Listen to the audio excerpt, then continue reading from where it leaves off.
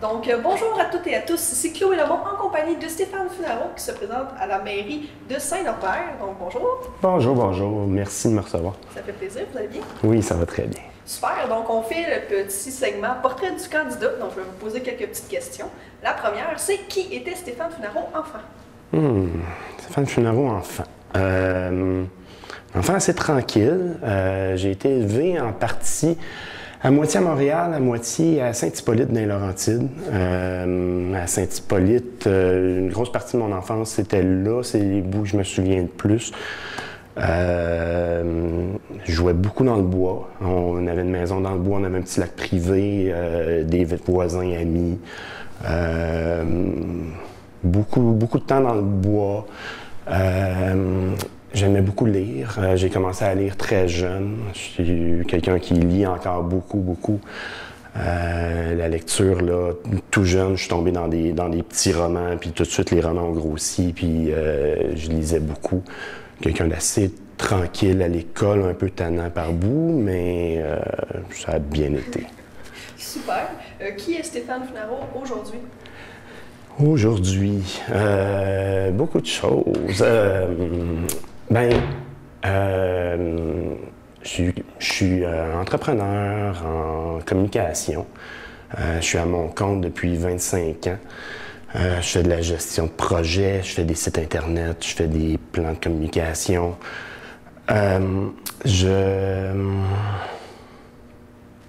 Bon, c'est ça. Ça fait 25 ans que je fais ça. Je travaille maintenant avec ma blonde depuis 20 ans. On est tout le temps en télétravail. On a travaillé pour plusieurs gros clients. Nous, des multinationales. On a fait des plans de communication, refonte complète des communications du Cirque du Soleil, Bell Canada, des choses comme ça, des gros projets. Puis, il y a une dizaine d'années, 12 ans environ, on a réalisé qu'on pouvait faire notre travail à distance puis qu'on pouvait être n'importe où dans le monde. On avait des clients partout dans le monde.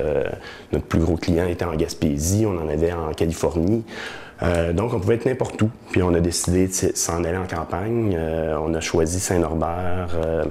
Ma blonde est originaire du coin, puis elle avait de la famille dans le coin, puis on est tombé sur le rang Sainte-Anne, qui est un spot magnifique, vraiment tranquille, une belle petite fermette. Puis ça a été vraiment un changement de vie majeur, parce qu'on est tombé avec des chevaux, à faire notre bois avec des poules, petite cabane à sucre, un gros changement de vie qu'on adore. Là, ça fait 11 ans qu'on vit à Saint-Norbert. Puis, depuis 2 ans, j'ai été élu conseiller municipal à Saint-Norbert. Puis, c'est quelque chose que j'aime beaucoup, là, qui m'occupe vraiment beaucoup. Puis, c'est pas mal ça. C'est pas mal qui je suis maintenant. Pouvez-vous me raconter un de vos plus beaux souvenirs d'enfance? Je dirais plus en termes de période, là, ça a été le temps à Saint-Hippolyte. Tout le temps passé en nature, dans le bois, les amis voisins, tout ça, c'était très actif, c'était très fun. Notre petit lac tout le temps aller, on avait un petit pédalo, frapper des grenouilles, puis des choses comme ça. Ouais, du bon temps. Super. Quel était votre premier emploi? Premier emploi, j'ai eu des petites jobines, là. Mes premiers emplois qui a duré, ça a été cueilleur de fruits dans la vallée de l'eau canadienne, dans l'Ouest canadien. J'ai voyagé quand même pas mal dans l'Ouest. Après, je suis allé planter des arbres. Donc, on est parti en sac à dos, puis à l'aventure, à coucher dans une tente, puis à cueillir des fruits. Là. OK, parfait. Si le temps et l'argent n'étaient pas un problème, quel loisir ou passe-temps feriez-vous? Je m'investirais plus dans les chevaux. Les chevaux, c'est quelque chose d'assez coûteux. Fait que si l'argent n'était pas un problème, on prendrait plus de temps. Puis on aurait des meilleures installations, on en aurait plus, on passerait plus de temps avec ça. Oui, c'est quelque chose que j'aime beaucoup. Parfait. Est-ce que vous avez un artiste ou un auteur préféré? J'en ai beaucoup. Je consomme beaucoup de matériel. J'irais pour Richard Desjardins. Que j'aime beaucoup par ses textes, sa musique, puis son implication politique qui a été quand même assez bien. Là. Super. Une chanson que vous pourriez écouter encore et encore? On peut rester avec Richard Desjardins. J'irais peut-être avec les Yankees. Oui. Est-ce que vous avez une boisson préférée? Je suis assez plate, je bois beaucoup d'eau. Bon. Je suis sportif pas mal, puis j'ai tout le temps une bouteille d'eau partout où je vais. Je sors pas sans ma bouteille d'eau, j'en bois beaucoup. Puis évidemment, autre que de l'eau, là, ça va être de la bière locale. J'aime beaucoup les bières de microbrasserie. Super. Selon vous, quel est le meilleur jour du calendrier? J'irais pour le premier de l'année, le jour de l'an. C'est une occasion de faire un bilan sur l'année qui vient de passer et puis de faire des plans pour l'année à venir. C'est un beau renouveau, là, un départ. Parfait. S'il fallait que vous mangiez une seule chose pendant un mois, ça serait quoi? Je serais très malheureux parce que j'aime. Je suis quelqu'un qui n'aime pas beaucoup la monotonie. J'irais avec la pizza qui permet de varier beaucoup. On peut manger différent à tous les jours. Pizza ou peut-être des pâtes, c'est un plat qui peut être complètement différent à tous les repas. Fait que ça serait pas trop pire. C'est un peu triché là, parce que. Ouais, ben là, ça marche. Vous avez voyagé? Oui, quand même beaucoup. Le plus bel endroit que vous avez visité? Il y en a eu beaucoup. Je dirais que c'est beau partout. Il y a toujours quelque chose de beau. J'ai beaucoup aimé l'Asie. J'ai fait beaucoup de plongées sous-marines, Thaïlande. Et le Laos, que j'ai vraiment beaucoup aimé, qui était très tranquille, qui me fait penser à notre campagne ici, plus accueillant, plus loin du touristique. Les gens nous reçoivent chez eux, puis c'est vraiment accueillant. Sinon, je rajouterais aussi les montagnes. J'adore les montagnes rocheuses ou les Alpes. C'est dans les choses qui sont le plus impressionnantes quand on voit. Super. Si vous restez une journée à vivre, que feriez-vous? Je prendrais mon cheval, j'irais me promener dans le bois avec lui. Je monte pas à cheval, moi j'aime beaucoup. J'ai commencé, mon cheval, je l'ai eu tout petit. Okay. Puis je faisais de la course à pied avec mon chien. Okay. Puis mon chien est décédé. Puis je voulais continuer à faire de la course à pied. À un moment donné, j'ai pris le cheval, puis on est allé se promener un petit peu. Puis on a continué, il a grandi, puis maintenant on se promène. Les gens dans mon rang me connaissent, là, je me promène avec mon cheval. Puis on fait beaucoup de courses en sentier. C'est un char d'assaut, il passe n'importe où, puis on se promène dans le bois. Puis je pense que c'est ce que je ferais, là, une belle journée. Super. Est-ce que vous avez une personne qui vous a inspiré ou qui vous inspire? Oui, plusieurs. Je dirais Barack Obama pour la façon qu'il a changé la façon de faire de la politique. Moi, je travaille beaucoup avec l'Internet, avec les communications interactives. C'est vraiment mon domaine. Puis Barack Obama est arrivé dans les débuts des réseaux sociaux, puis a changé la façon de faire de la politique, puis d'être en contact avec les gens par des bonnes communications. Puis c'est quelque chose qui m'inspire dans mon travail. Super. Un film ou une série que vous pourriez écouter encore et encore sans vous tanner? Il y en a peu parce que je suis quelqu'un qui aime beaucoup voir du nouveau. Je vais tout le temps écouter quelque chose de nouveau que j'ai pas vu. Revoir des choses, je pense, des fois pour s'endormir, là, écouter quelque chose qui va être comme... je vais écouter des Seinfeld. OK. Ouais. Super. Le premier concert auquel vous avez assisté? Le premier gros, tu sais... Le premier, ça serait Passe-Partout, là, mais après, je me souviens de Passe-Partout dans un centre d'achat, c'était assez... mais sinon, le premier gros, ça a été Pink Floyd. On avait couché là pendant une semaine pour avoir les billets, on se relayait des amis au stade olympique, puis c'était pas un spectacle mémorable, là, c'était un peu flat, mais c'était gros. C'était quelque chose de... Oui. Parfait. Un événement qui a changé votre vie pour toujours? C'est le déménagement à Saint-Norbert. Vraiment, là, ça a été un changement de vie majeur. Tout a changé. Là, de passer d'un appartement à la campagne, à la ferme, les chevaux. On fait nos foins, c'est de l'agriculture, apprendre à conduire un tracteur, j'ai fait toutes sortes de gaffes, là, mais ça a été un changement majeur qui a vraiment changé. Ouais.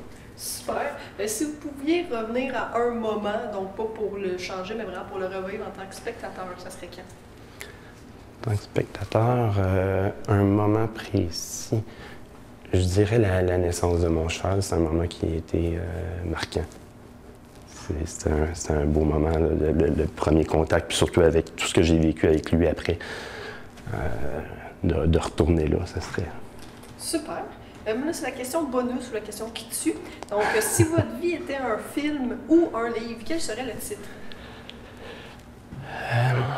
J'ai récemment fait l'exercice avec des amis qu'on faisait de la rédaction là, pour la campagne électorale, puis je demandais un peu qu'est-ce qui me décrivait, des mots qui ressortaient, puis tout ça. Là, les deux choses qui ressortaient beaucoup, là, c'était le mot intense. Dans tout ce que je fais, là, quand je me lance, c'est vraiment à fond, puis le monde me trouve des fois un peu débile.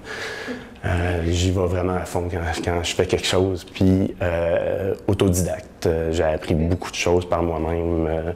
Mon métier, je l'ai appris par moi-même. Mes études, j'ai étudié en philosophie, moi, ça n'a comme aucun rapport. J'ai un deck en cinéma, ça n'a pas rapport non plus. Fait que c'est ça, autodidacte dans pas mal tout, là, j'ai appris la plomberie, l'électricité, toutes sortes de choses. Mais j'irais avec le mot intense, je pense que ça serait un bon... Super. Donc, ça faisait le tour des questions, justement, portrait du candidat. Là, ça va être au niveau proposition politique. Parfait. Donc, en soi, j'ai une question. Donc, c'est quelles sont vos propositions politiques pour Saint-Norbert? OK. Moi, j'ai comme objectif d'essayer de redonner vie au village de Saint-Norbert. On a un très beau village. On a un village qui est assez particulier par sa géographie, qui est très étalée. Saint-Norbert a... Il y a des gens qui fréquentent plus Berthier. On a un bout qui va fréquenter plus Saint-Gabriel. Par chez nous, on fréquente plus Saint-Félix. Puis on a le centre du village qui s'est beaucoup développé dans les dernières années, puis qui est rendu très actif. Donc, ça fait que, en porte-à-porte, je croise beaucoup de gens. C'est très fréquent, des gens qui me disent que ça fait 10 ans qu'ils vivent à Saint-Norbert, puis ils connaissent personne.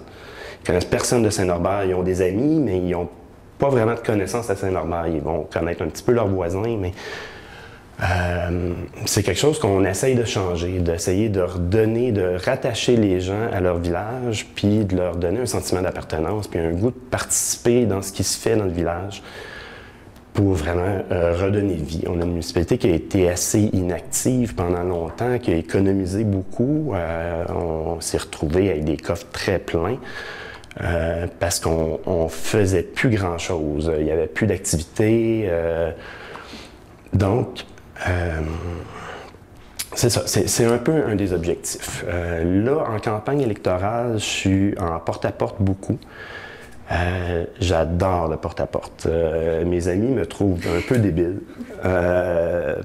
Parce que vraiment, j'aime ça. Puis je suis content quand je repars en porte-à-porte. C'est la deuxième fois et demie que je fais le village. Évidemment, j'ai pas fait toutes les maisons parce qu'il y a des absents, il y a des gens que j'ai pas réussi à revoir dans les 2 fois et demi encore. J'essaye d'attraper tout le monde, mais le porte-à-porte est super instructif, super utile dans mon travail parce que j'essaye de faire parler les gens, de les écouter, puis de noter leurs besoins.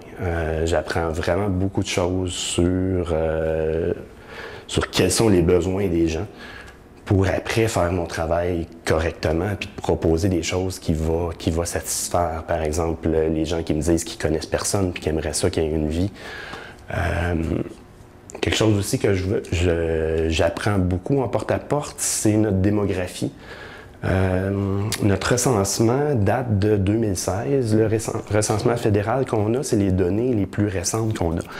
Puis l'année prochaine, en 2022, à peu près en février, on commence à avoir des résultats du recensement de 2021. En porte-à-porte, je vois vraiment qui sont les gens qui habitent les maisons, quels secteurs sont habités par quel type de personnes. Puis ce qui est vraiment intéressant, c'est que je vois beaucoup de... sur ma liste, j'ai une note quand ça a changé de maison. Okay. Disons, quand il y avait quelqu'un qui restait là, puis c'est des nouveaux. Puis ces maisons-là, presque à tout coup, quand j'arrive, c'est une jeune famille qui a des enfants, souvent avec un bébé d'un bras. Okay. C'est ça presque partout. Donc, c'est un changement juste en 2 ans de porte-à-porte. Là, parce que je l'ai fait il y a 2 ans, ma dernière campagne électorale, puis en 2 ans, ça a changé beaucoup. Donc, le recensement de 2016, les données qu'on a sont pas utiles. Si on veut faire des politiques familiales, si on veut faire redonner vie à un village, il faut savoir à qui on s'adresse. Il faut savoir quel type de population qu'on a. Puis c'est quelque chose qu'on voit moins, justement, parce qu'on est chacun dans notre coin, souvent retiré sur des terres éloignées, puis on voit moins qu'il y a vraiment beaucoup de nouvelles jeunes familles. L'école a explosé. Ils sont passés en dedans de 3 ans. On a commencé à avoir un service de garde. Puis le service de garde, je pense, a attiré beaucoup de familles parce qu'il y a des gens qui nous disent « j'aurais pas acheté s'il n'y avait pas de service de garde ». Il y en a qui j'ai parlé qui me disent « ben j'avais pas acheté il y a 3-4 ans parce qu'il n'y avait pas de service de garde. Je ne pouvais pas envoyer mes enfants à l'école ». Donc, depuis qu'on a un service de garde, en 3 ans, l'école est passée, je crois, de 72 enfants à 98. En dedans de 3 ans, il a fallu qu'ils créent une nouvelle classe. Cette année, il y a un local qui a été transformé pour faire une nouvelle classe. C'est la première fois que toutes les classes sont pleines. Donc ça, c'est quelque chose qu'on voit moins, mais il y a énormément d'enfants. Il y a un quartier résidentiel qui s'est développé beaucoup autour de l'école.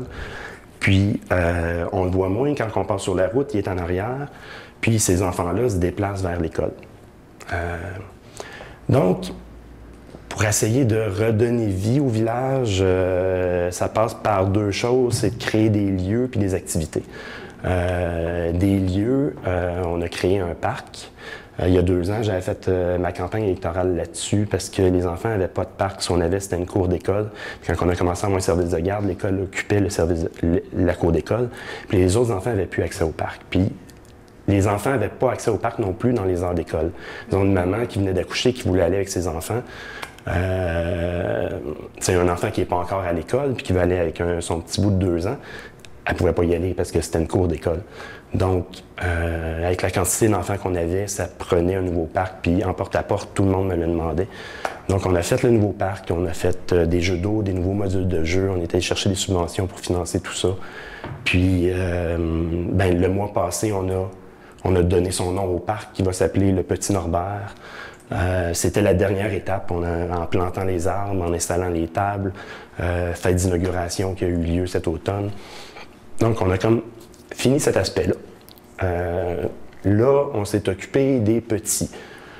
Il reste encore beaucoup de gens à s'occuper. On a des ados qui traînent les rues beaucoup, qu'on voit se promener avec leur téléphone, qui ont rien à faire dans le village. Ils s'installent tous à côté de la bibliothèque parce qu'il y a du Wi-Fi. Puis, si on les voit le soir, là, fait qu'il faut s'occuper des ados, il faut s'occuper des adultes, aussi créer des activités qui vont les intéresser. S'occuper des personnes âgées aussi. On a beaucoup de personnes âgées qui sont seules, qu'il faut essayer de les amener à sociabiliser puis à connaître d'autres gens du village, puis à avoir, surtout après la COVID, je dis après parce que j'espère qu'on est sur la fin, là. Mais les gens se sont beaucoup isolés, puis essayer de les ramener à voir des gens. C'est pas facile, puis ça prend des activités. Les activités, il faut essayer de toucher tout le monde, mais ça va prendre du temps avant de réussir à avoir une bonne participation. Les gens commencent à réaliser que les activités sont de qualité, qu'on fait des trucs bien, que c'est le fun. Fait qu'ils viennent une fois, ils en essayent une, on réussit à en faire une qui intéresse tel type de personne. Ils viennent, ils aiment ça, mais ils reviennent la prochaine. Puis, tranquillement, on construit ça pour que les gens viennent de plus en plus participer à la vie du village. Un autre lieu pour moi qui est super important, c'est l'église. On a une magnifique église, c'est tout ce qu'on voit quand on rentre à Saint-Norbert. Cette église-là, le projet initial, c'était d'en faire une salle de spectacle. La salle de spectacle, ça fonctionne et on veut encore faire des spectacles là, mais quand on est arrivé pour booker des artistes, souvent ils refusaient de faire une salle pleine parce que le côté des colonnes, il n'y a pas de visibilité sur la scène, il y a des grosses colonnes de chaque côté. Fait que ces côtés-là n'étaient pas utilisables. L'idée qu'on a eue, c'était d'amener la bibliothèque dans l'église. La bibliothèque, on a des bénévoles qui la tiennent ouverte puis qui font une bonne job, le nombre de membres a augmenté beaucoup. Puis d'utiliser ça pour rendre l'Église vivante, ouverte en tout temps. Puis ce qu'on dit tout le temps, c'est que les gens ont peur des fois d'une bibliothèque parce que c'est comme chut, chut, chut. On veut surtout pas ça, on veut une salle active. Notre bibliothèque présentement n'est pas silencieuse du tout. Que les gens puissent s'installer, jouer aux cartes, jouer à des jeux de société, avoir plusieurs jeux, avoir des tablettes à disposition, que les jeunes puissent s'installer, jouer à des jeux, faire des trucs. Est assez grande pour qu'un groupe de personnes âgées jase dans un coin, d'autres jeunes jasent dans un autre coin, puis quelqu'un lit tranquille dans un autre coin.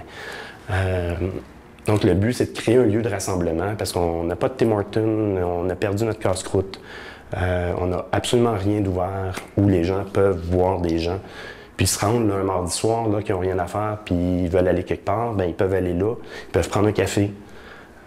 Pour moi, c'est un projet super important. Ça va être centralisateur. Puis très polyvalent comme salle, parce que les bibliothèques sont sur les côtés, se referment avec des rideaux. Donc, on peut faire des spectacles. On en fait un spectacle en fin de semaine. Là, on teste un spectacle de musique classique. On va pouvoir essayer plein de choses. Puis, ce spectacle-là, de toute façon, ne voulait pas. Les bibliothèques ne sont pas encore installées. Puis, ils n'utilisent pas le côté des colonnes. Ils n'en voulaient pas de toute façon. Puis tu l'as vu, on était au débat ensemble, le débat des candidats fédéraux. Ils ont utilisé le centre. Les côtés ne servaient pas, il n'y avait absolument rien sur les côtés. C'est la configuration que tout le monde veut de la salle. Donc le centre est disponible pour faire un paquet de choses, des spectacles, des conférences, des expositions d'art. On a un plafond très haut, fait qu'il y a d'autres salles d'exposition qui nous disent « Hey, on aurait des expositions que nous, on ne peut pas prendre, on pourrait vous envoyer parce qu'on a des grosses sculptures, des trucs impressionnants. » Donc, bref, c'est ça. Essayer de redonner vie par des activités, par des lieux. Puis ça, ben, je vais le faire avec une équipe. Je suis vraiment content de mon équipe. Une belle gang. Puis on a pris beaucoup de temps ensemble pour s'entendre, puis voir qu'est-ce qu'on voulait faire, monter un programme électoral super détaillé. Je suis conscient que le programme est très costaud. Il y a 8-9 pages, je pense. Ce qui est important pour nous autres, c'était que nous, dans l'équipe, on s'entende dessus. Qu'on soit sûr qu'on a eu un 4 ans d'harmonie. On a eu 2 ans qui ont brassé un petit peu, on ne se le cache pas. Puis, ce qu'on veut, c'est bien s'entendre puis avancer tous dans la même direction. Puis faire du positif. Donc, on est vraiment content du programme qui est super détaillé puis qu'on peut en même temps montrer aux citoyens exactement qu'est-ce qu'on veut faire. Peut-être te lister 4 points du programme puis on va finir là-dessus. Parce que je pense que c'est assez long. Premièrement, on a une baisse de taxes. Ça, c'est super important. Les propriétés ont augmenté de valeur avec le nouveau rôle d'évaluation. Donc, le taux de taxation n'a pas monté, mais les propriétés ont monté de valeur, donc les comptes de taxes ont monté beaucoup cette année. Puis on a beaucoup de gens qui ont été mécontents. On a surtout les terres agricoles qui ont augmenté beaucoup, donc on s'est engagé, on a déjà budgété. Là, je travaille sur un ébauche du futur budget au cas où on soit élu, puis le budget prévoit déjà une baisse de taxes qui va être plus importante pour les agriculteurs pour être représentatif des hausses. Les agriculteurs ont monté plus, on les redescend plus. Les résidentiels ont monté, on les baisse aussi. Donc, on passe de 66 sous à 62 sous pour le résidentiel, puis de 66 à 49 sous pour l'agricole. Autre point, c'est un partenariat avec Saint-Gabriel. C'est déjà négocié. On veut faire un partenariat avec les installations sportives qu'ils ont, donc que les gens puissent avoir accès aux installations puis aux activités au même coût que les résidents. L'entente est déjà négociée, elle coûte 4 000 $. On a eu un super bon prix. Les prix avant n'avaient pas de bon sens, puis ça avait été coupé il y a plusieurs années parce que c'était trop cher. Ils ne considéraient pas l'éloignement qui fait qu'il y a moins de gens qui vont y aller. Donc là, on a un tarif qui considère beaucoup plus ça. Ils ont fait aussi ce tarif-là à Sainte-Élisabeth à côté. Sainte-Élisabeth vient d'embarquer, nous, on embarque aussi. Donc ça, c'est un truc qui est déjà négocié puis qui va être très aidant pour les familles parce que les gens nous disent que ça coûte très cher faire des activités pour leurs enfants. Puis on se le cache pas, on est quand même en milieu assez défavorisé. Ensuite de ça, l'autre dossier qui est vraiment important pour moi, c'est la fibre optique. C'est un dossier que j'ai beaucoup travaillé. J'ai monté plusieurs projets, puis finalement, on a embarqué avec le projet Autrey-Branché de la MRC. Puis j'ai fait un suivi très proche de ce dossier-là. Il y a des rues de Saint-Norbert qui étaient manquantes, que j'ai fait rajouter. J'ai étudié les plans et je suis de proche pour m'assurer que toutes les résidences de Saint-Norbert sont couvertes sans aucune exception. Puis ça est prévu, là, le Conseil des maires vient d'autoriser l'achat d'équipements, l'inspection des poteaux est faite. On prévoit une installation de la fibre optique à l'automne prochain. Le dernier point que je pourrais discuter, c'est que bientôt, on va avoir une nouvelle évaluation des îlots déstructurés qu'on a à Saint-Norbert. On pense être capable, nos gens en urbanisme nous disent qu'on serait éligible à aller demander plus de terrain parce qu'on n'a plus de terrain construisible. Donc, il y a plusieurs endroits où on pourrait aller convertir des terres, les séparer pour pouvoir avoir un îlot résidentiel dedans. Donc, rajouter des maisons, puis que les propriétaires de terres puissent vendre un terrain résidentiel. Il y a plusieurs secteurs là, qui sont boisés, des routes où il n'y a rien pendant longtemps, où on pourrait développer. Je pense entre autres au Rang-Sainte-Anne dans le milieu, un long bout non développé, le chemin de ligne Sainte-Anne aussi. Il y en a un petit peu partout dans le village, là, des endroits où on peut construire de nouvelles maisons. C'est quelque chose qu'on commence à travailler beaucoup, là, puis qui s'en vient dans les prochaines années. Ce que je souhaite, bref, c'est de pouvoir continuer le travail qui est commencé. Ça fait 2 ans que je suis là. Normalement, un mandat, c'est 4 ans. Ça prend du temps à monter des projets, puis on a beaucoup de projets de montée. Par exemple, le projet de bibliothèque, le projet est financé. Le gros des dépenses est fait. Il reste vraiment juste à installer puis à donner vie à ce lieu-là. Puis ce projet-là, je l'ai à cœur. Je travaille dessus depuis longtemps. Puis j'ai une bonne vision, je crois, du projet, puis j'aimerais ça pouvoir l'amener au bout avec mon équipe. Puis qu'on puisse finaliser nos projets. On est allé chercher beaucoup de subventions, on n'a pas loin d'1 million en subventions à utiliser. Il nous reste 2 ans pour l'utiliser. Donc, il va falloir être actif. Il y a beaucoup de projets qui sont déjà en plan, qui sont prêts à commencer.